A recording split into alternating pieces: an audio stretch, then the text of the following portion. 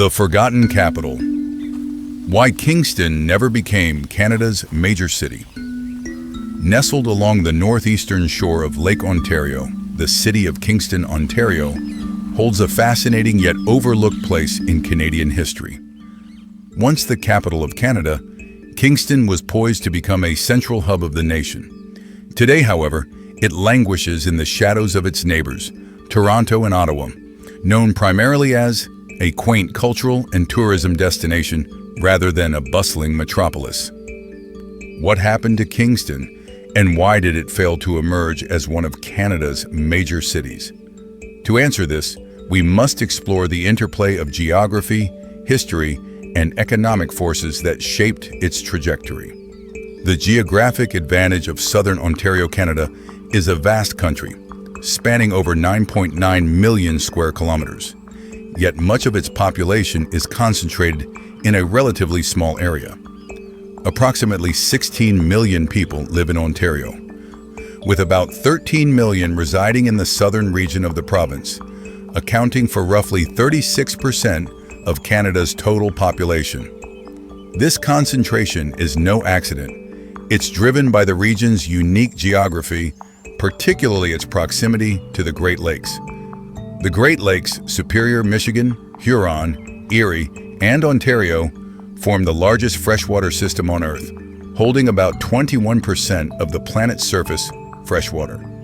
These lakes, situated along the Canada-US border, have shaped southern Ontario into a region uniquely suited for human habitation. The waters moderate the climate, making winters less severe than in northern Canada, where temperatures can plummet far below 30 degrees Celsius.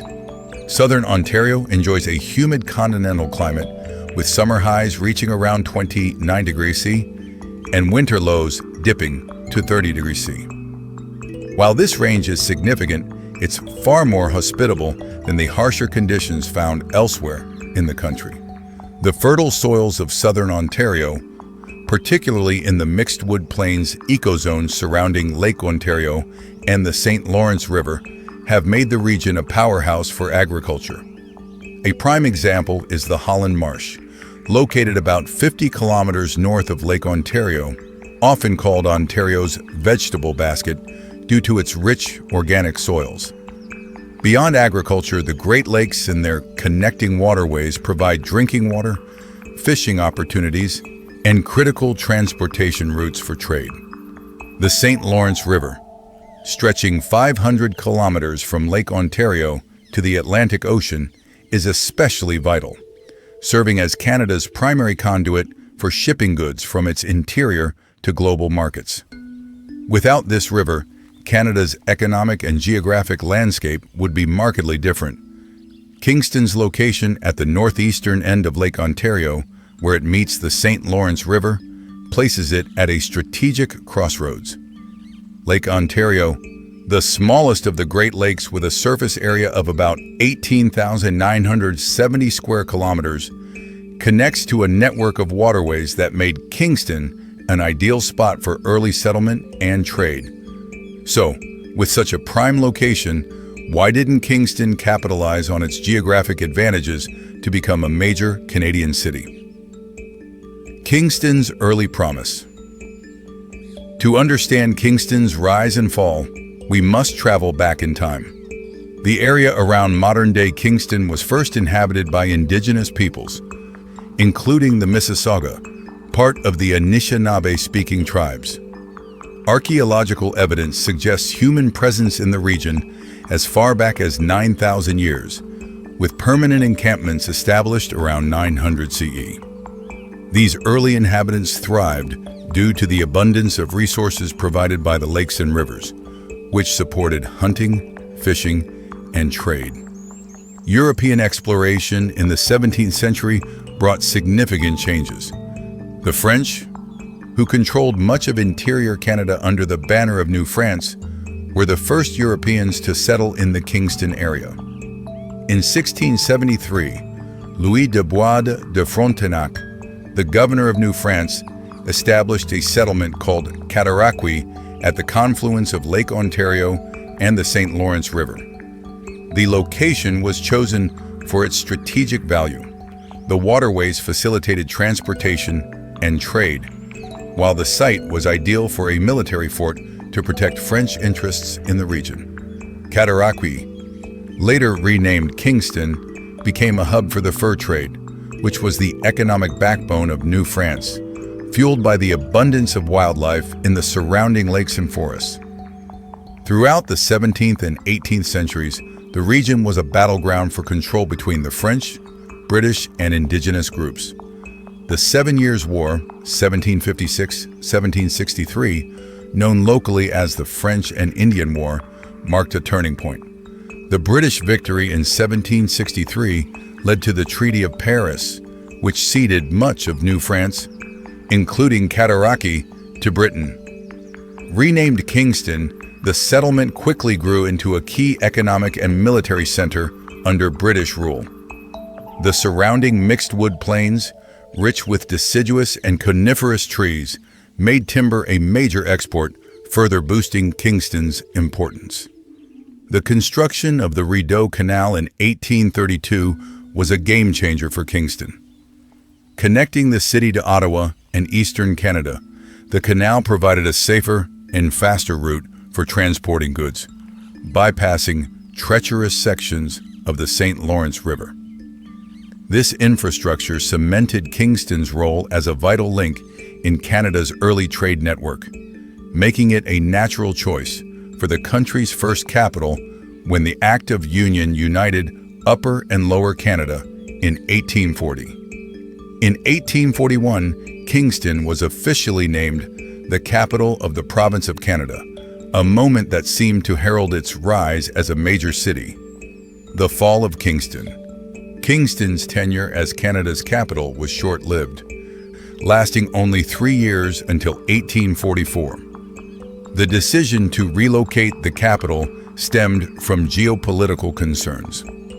Following the War of 1812, Britain feared that Kingston's proximity to Lake Ontario, just across from the United States, made it vulnerable to American invasion.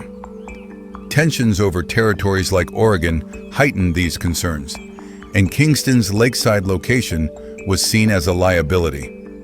Over the next decade, the capital bounced between Montreal, Quebec City, and Toronto before settling in Ottawa in 1857. Ottawa, farther from the U.S. border and surrounded by dense forests, was deemed a safer and more defensible choice. Losing its capital status was a significant blow to Kingston's aspirations. As Canada entered the modern era with the British North America Act of 1867, which established Canada as a federated country, Kingston struggled to keep pace with its neighbors. Toronto and Ottawa began to carve out distinct identities. Ottawa as the political heart of Canada, home to government institutions, and Toronto as the economic powerhouse, attracting waves of immigrants and investment. Toronto's growth was particularly striking. In the mid-19th century, the city saw a surge in immigration, particularly from Ireland, as people fled the potato famine. Between 1851 and 1891, Toronto's population grew sixfold, from 30,000 to 180,000. The city capitalized on its location along Lake Ontario, developing into Canada's financial and industrial hub. The Toronto Stock Exchange, major banks, and technology companies established roots there, fostering a highly educated workforce and a service-based economy. Ottawa, meanwhile, grew steadily as the nation's capital, with a population reaching 1.4 million by the 21st century, driven by government-related employment. Kingston, by contrast, stagnated. The rise of railways in the late 19th century shifted transportation patterns, reducing reliance on waterways like the St. Lawrence River and Rideau Canal. While rail lines connected Kingston to other cities, they prioritized larger hubs like Toronto, Ottawa, Montreal, and even U.S. cities like Boston and New York. Kingston's role as a port diminished as cargo ships became less critical for trade. Additionally, decades of timber harvesting led to deforestation around Kingston, limiting its ability to supply resources and further eroding its economic relevance. Kingston today, a city of charm, not grandeur. Today, Kingston is a far cry from the bustling capital it was once poised to become. With a population of about 170,000, it is significantly smaller than Toronto, 6.4 million in its metropolitan area, and Ottawa, 1.4 million. While it never achieved the status of a major city, Kingston has carved out a new identity as a cultural and tourism destination. The city hosts numerous film and music festivals, attracting visitors with its vibrant art scene. Its waterfront location along Lake Ontario remains a draw, with water sports and outdoor activities popular among residents and tourists alike. Kingston's slower pace and relaxed atmosphere make it an appealing destination for those seeking an alternative to the hustle of Canada's larger cities. The irony of Kingston's story lies in its geography. The same proximity to Lake Ontario that fueled its early rise also contributed to its decline, as its vulnerability to potential American invasion led to the loss of its capital status. History and geography, it seems, conspired against Kingston's ambitions. Lessons from Kingston's story.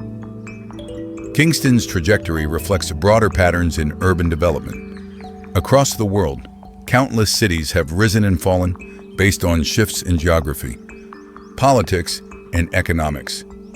Kingston's strategic location and abundant resources made it a natural choice for Canada's first capital, but external factors, geopolitical fears, the rise of railways, and competition from neighboring cities halted its growth. Meanwhile, Toronto and Ottawa leveraged their roles as economic and political centers to attract people, resources, and investment. Kingston's story is a reminder that a city's fate is not determined solely by its natural advantages. Historical events, infrastructure decisions, and economic trends play critical roles in shaping which cities thrive and which fade into relative obscurity. For Kingston, the dream of becoming Canada's major city may have slipped away, but its charm, history, and cultural vibrancy ensure it remains a hidden gem on the shores of Lake Ontario.